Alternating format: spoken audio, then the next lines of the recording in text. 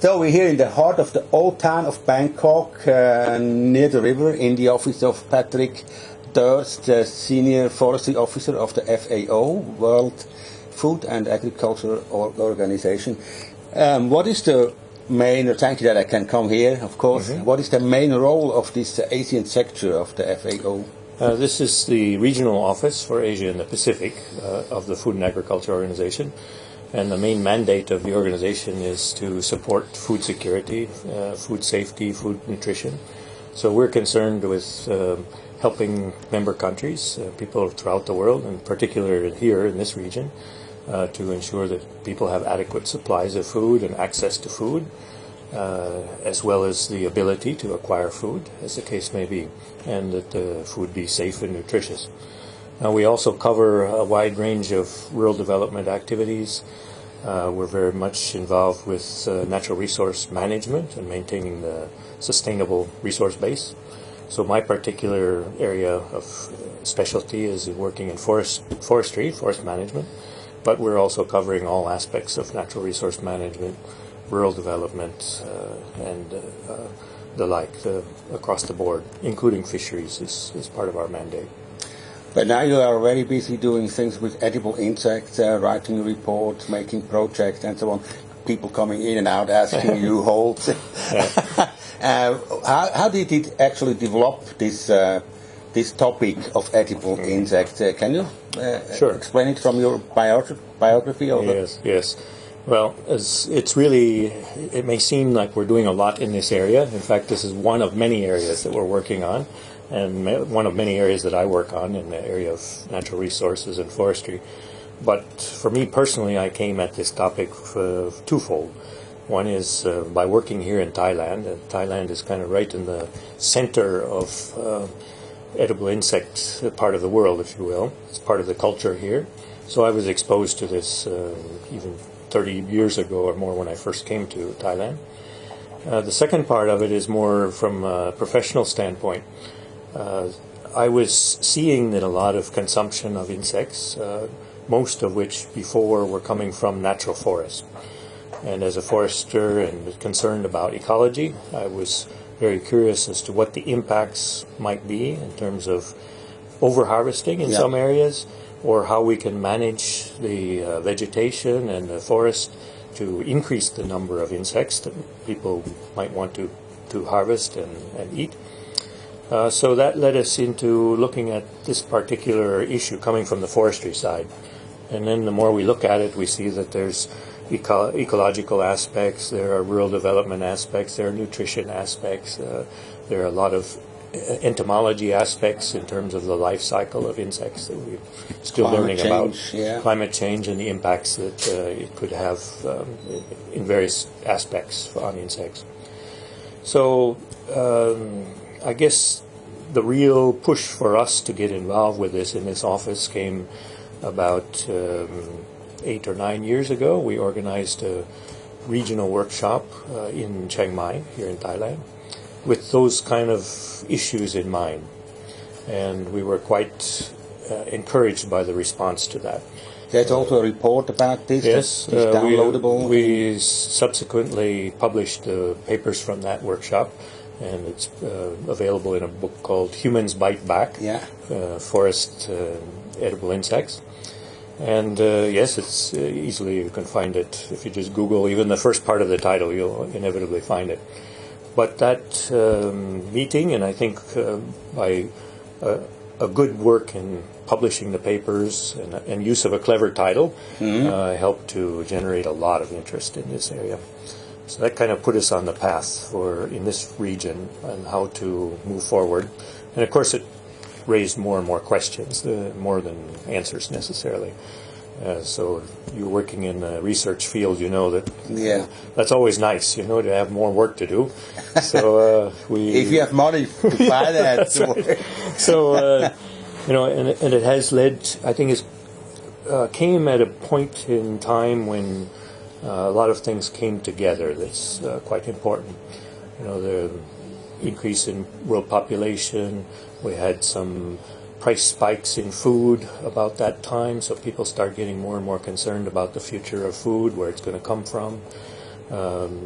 clearly, even with plenty in most places, enough availability of food, but the changing food patterns that place a lot more pressure on the environment. Here in Asia, the increasing demands for meat in particular, just incredible demands for water and land for the production. So many people coming at it from the environmental perspective, from food security perspective, and efficiency perspective, how we can generate enough food. But throughout all of that, here in this region and from our office, we have looked more on trying to recognize that edible insects are a part of the culture in this part of the world and build upon that. So we emphasize the positive aspects of this, try to ensure that people are, local people, Asians, are aware that there are many benefits of this, that it's not something old-fashioned to be shunned, but this is part of their culture. It's not only part of their culture, but it's a good part of their culture from now and even going forward.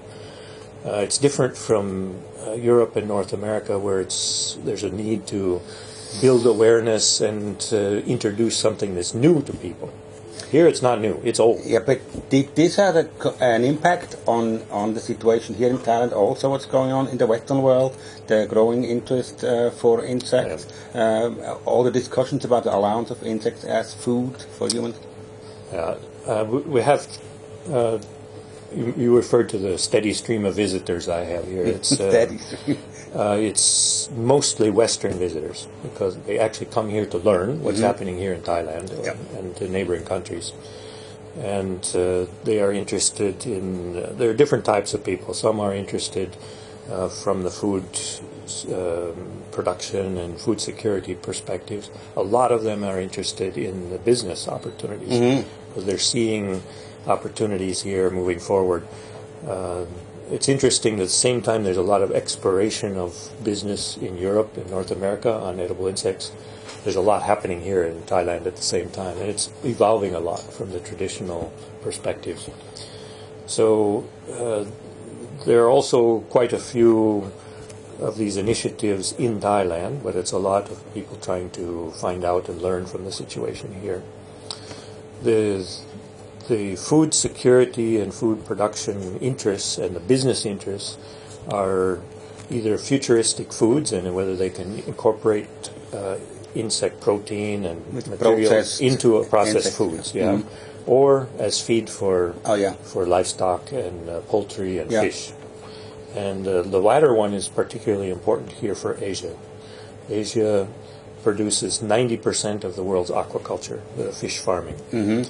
Is in this region, and a lot of concern about the future of where the fish meal will come from, the food to feed those fish in the fish pond and the seafood. So to date, a lot of this is being harvested from the oceans and processed into fish meal. Also, a fair amount grown in terms of grain.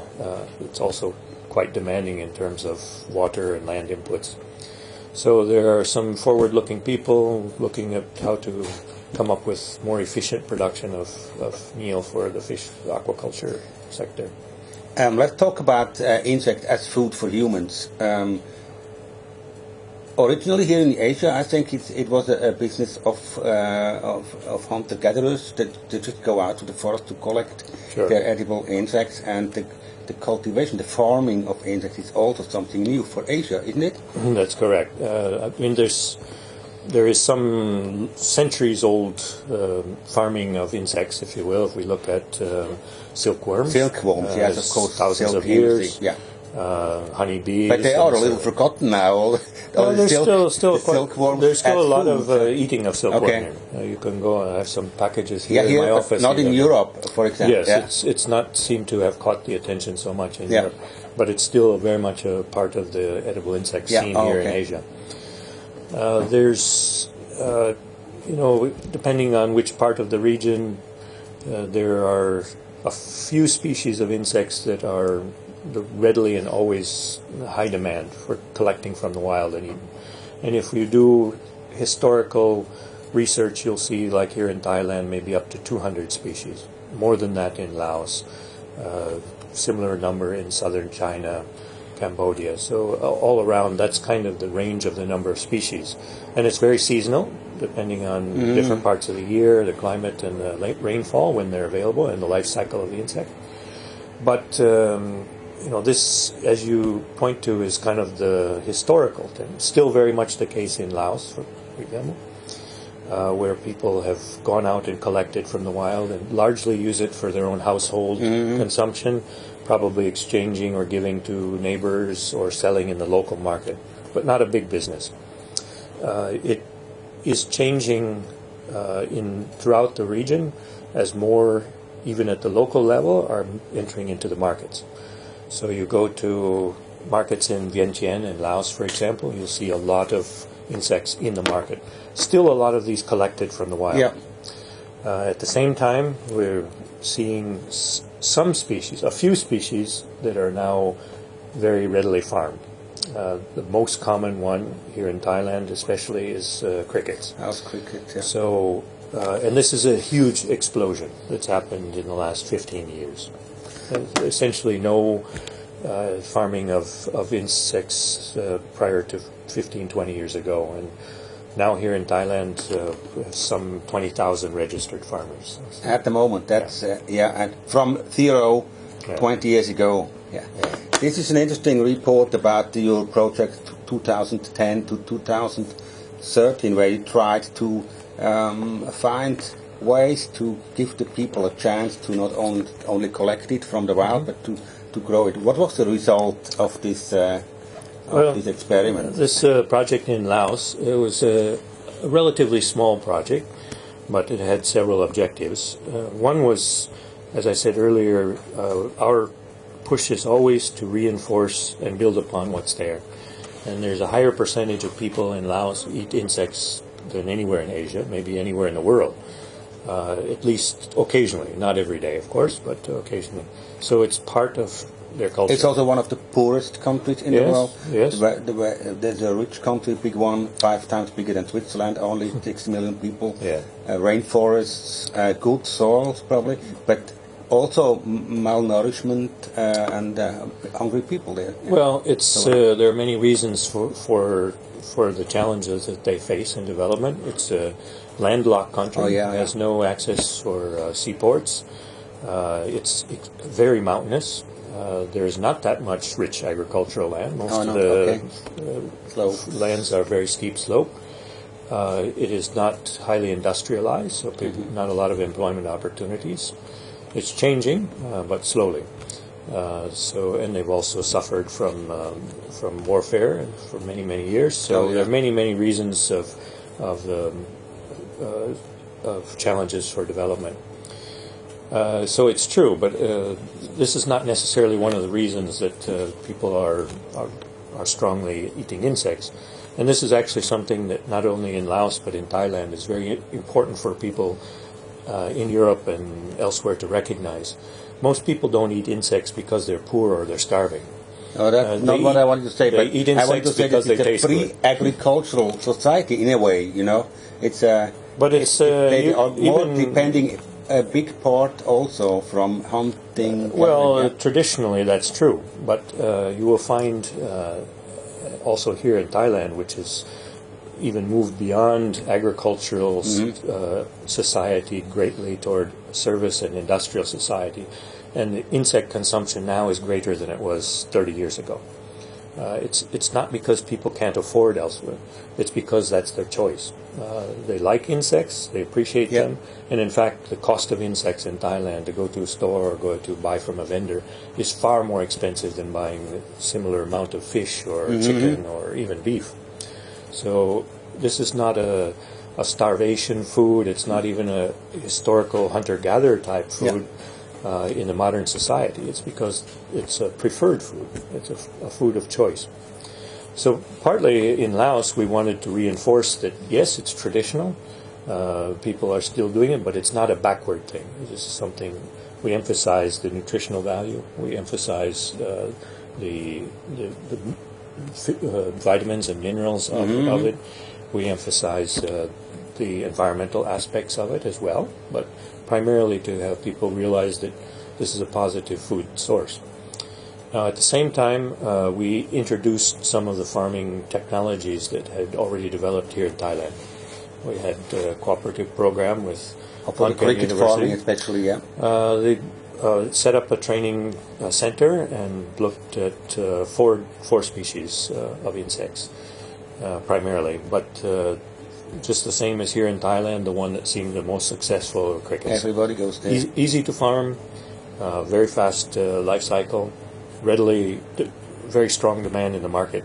You can use them for many different things. So it's kind of a natural that would be the one that's adopted.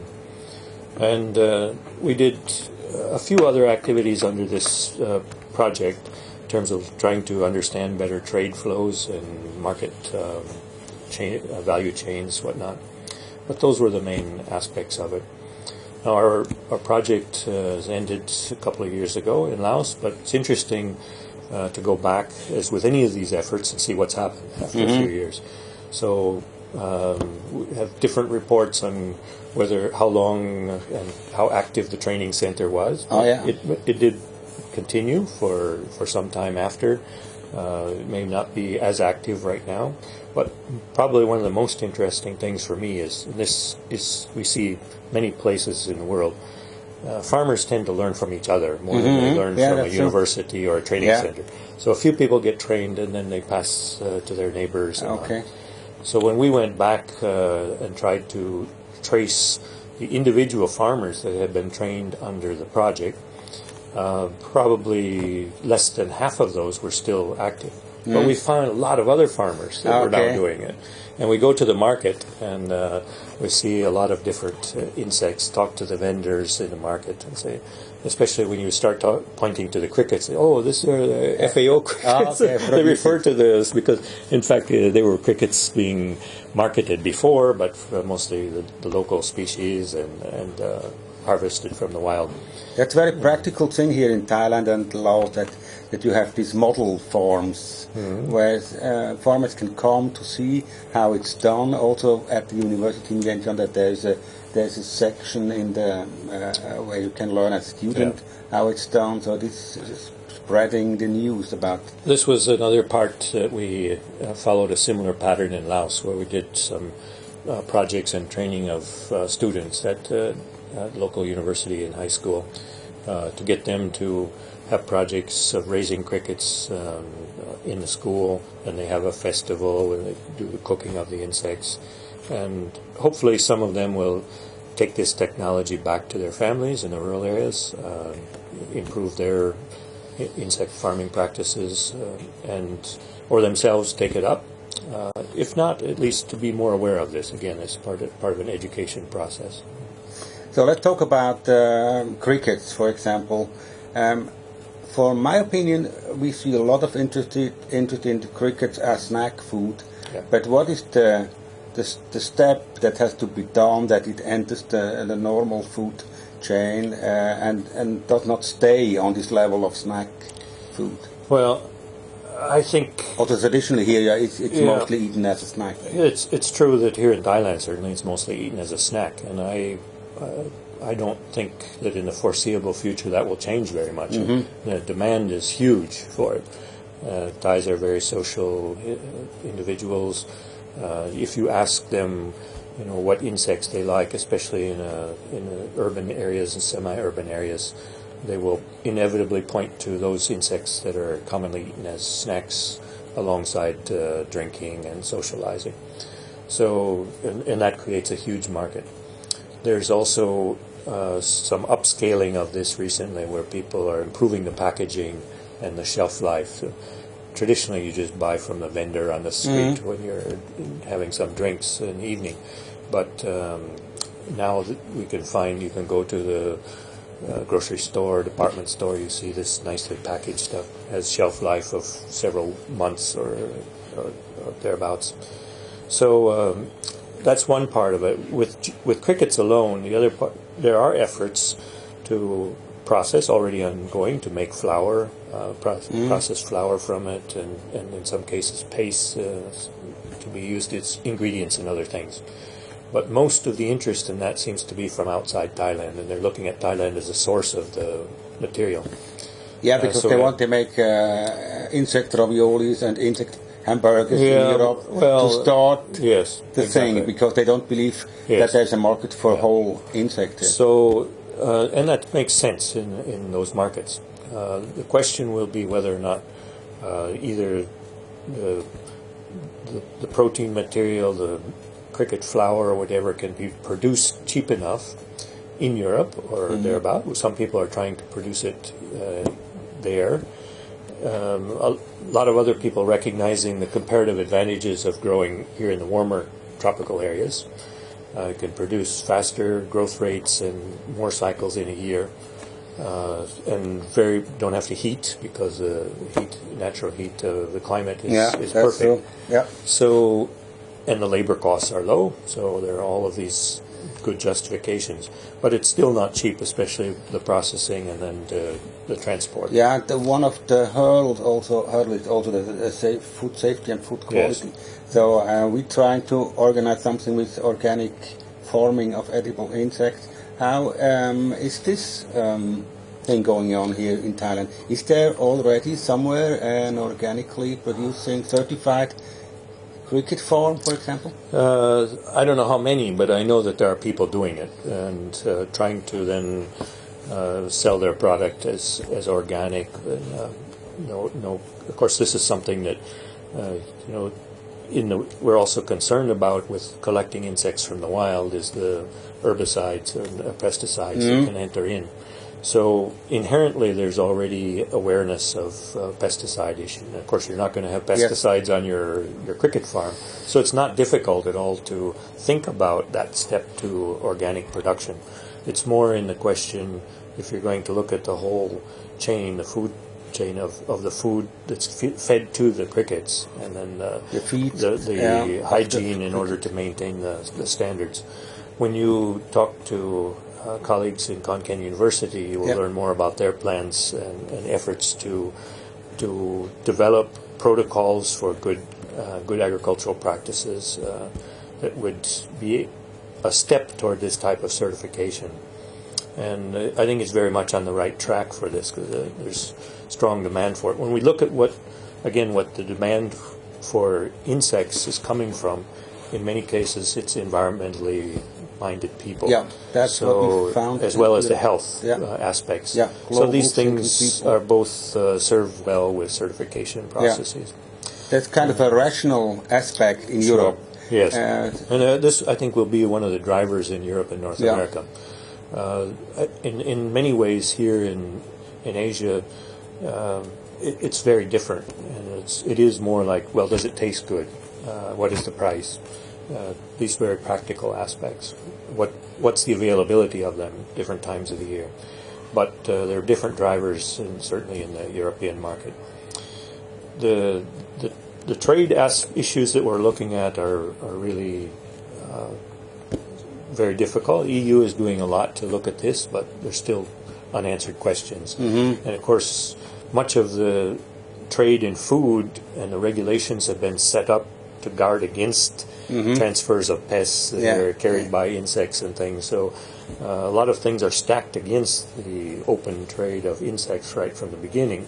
But again, as people look at it and do more research and understand how these things can be done carefully, as well as where there are any risks involved with food safety, it should be no different than any other food. And I think the EU is doing a good job on this by being proactive. As they're cautious, but they're moving on it at the same steady pace, if you will, if you can ever say that about bureaucracies. Okay. But it's, at least they're looking at this in a very positive way, and I think in the right direction.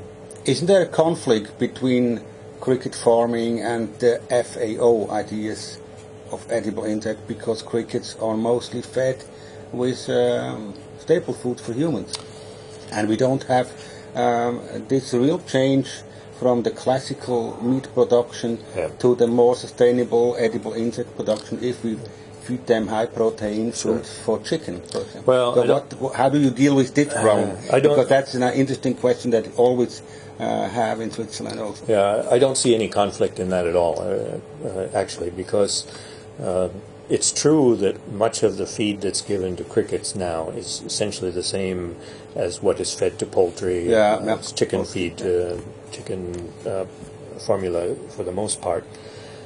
So, I mean, there are companies, feed companies here in Thailand that also sell cricket feed, specialized. Yeah, of course, now but you have 20,000. Their formulas are secret, The same. but essentially, from what we can gather of it, it's very similar to what they're selling for chicken feed. And a lot of cricket farmers just buy chicken feed and use it. So, to me, though, there's no conflict with that. I mean, if you are willing to use grain to feed poultry, you should have no problem feeding crickets because they're actually much more efficient than other types of livestock. They're on a par or maybe even more efficient than poultry, chickens. So, if you're willing to feed your grain to chickens or ducks, then you should have no problem feeding it to insects as long as people are eating the insects.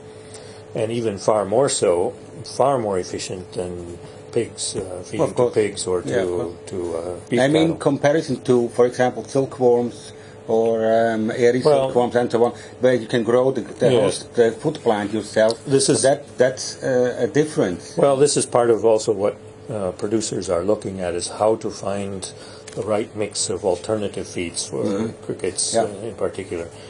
And crickets will eat many different things. So it's not that they can't be fed these other things.